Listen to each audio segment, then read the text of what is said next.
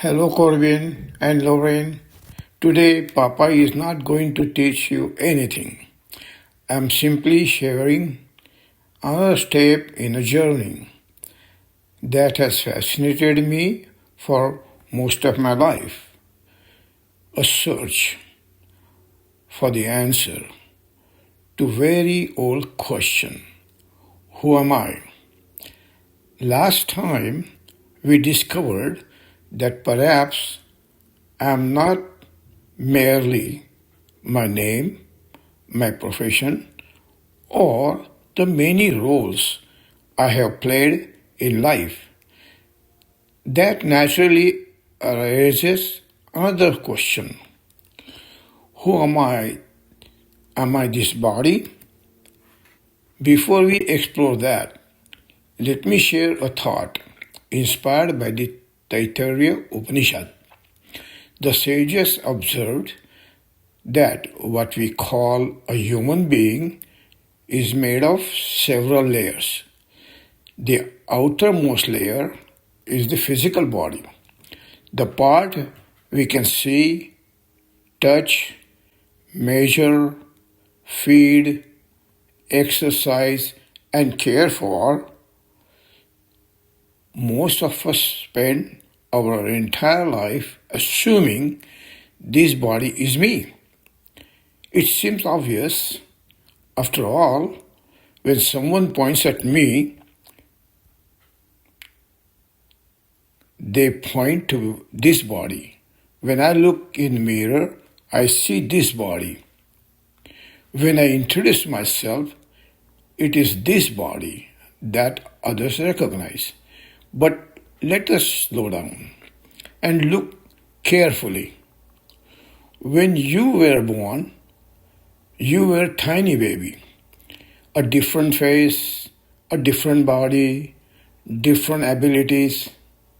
Then you became a child, then a teenager, then an adult, and someday, if life is kind, an old person like Papa. At each stage, the body looked different. If I showed you a photograph of myself as a baby, you might not recognize me at all. The body has changed almost completely. Scientists tell us that over these years, most of cells in our body are replaced. The body is constantly changing, and yet I still look at an old photograph and say, that was me. Think about that.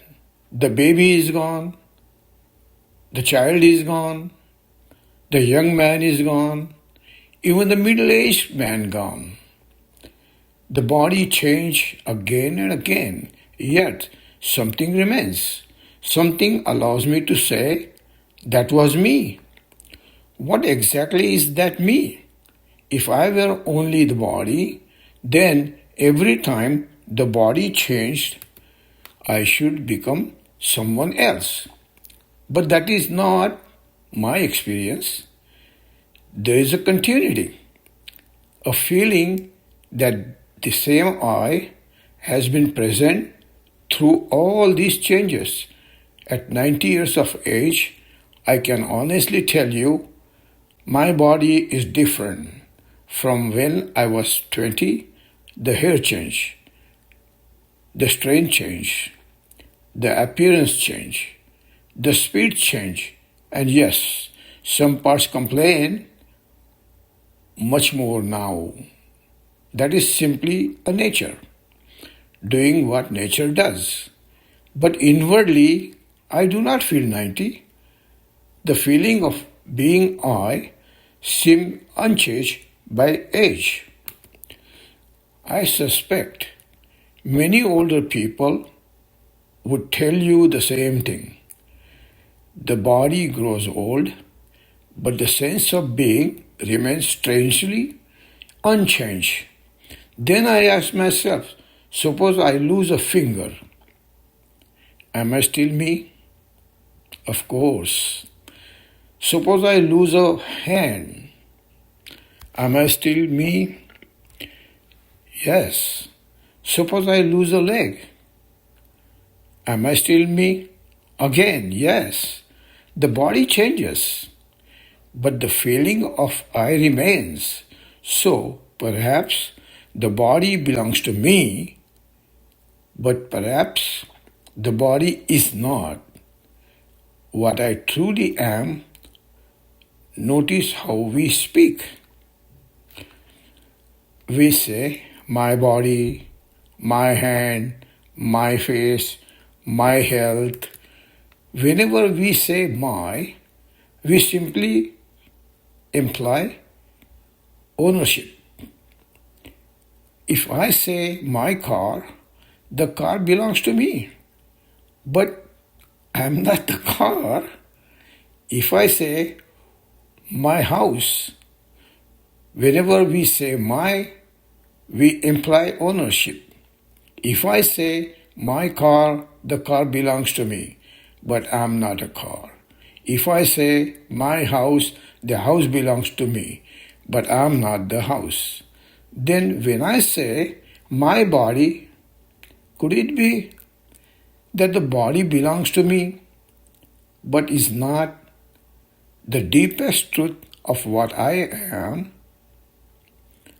I am not asking you to believe this, only to consider. The sages of Upanishads were never interested in blind belief. They were interested in investigation, looking carefully, questioning assumptions.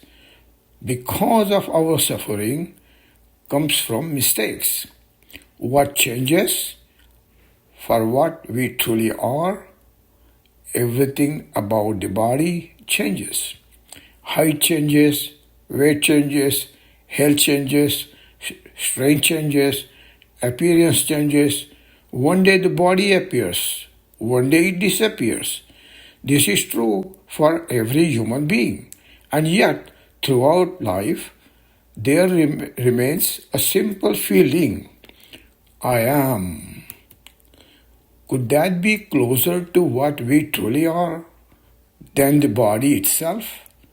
That question stayed with me for many years, and I can tell you this, the moment I began questioning the body, my search became much more interesting. So today, I leave you with one simple question. When you look at your photograph and you say, that was me, what exactly remained? The same while everything else changed? Sit quietly and that question, do not rush. Some questions are more valuable than answers.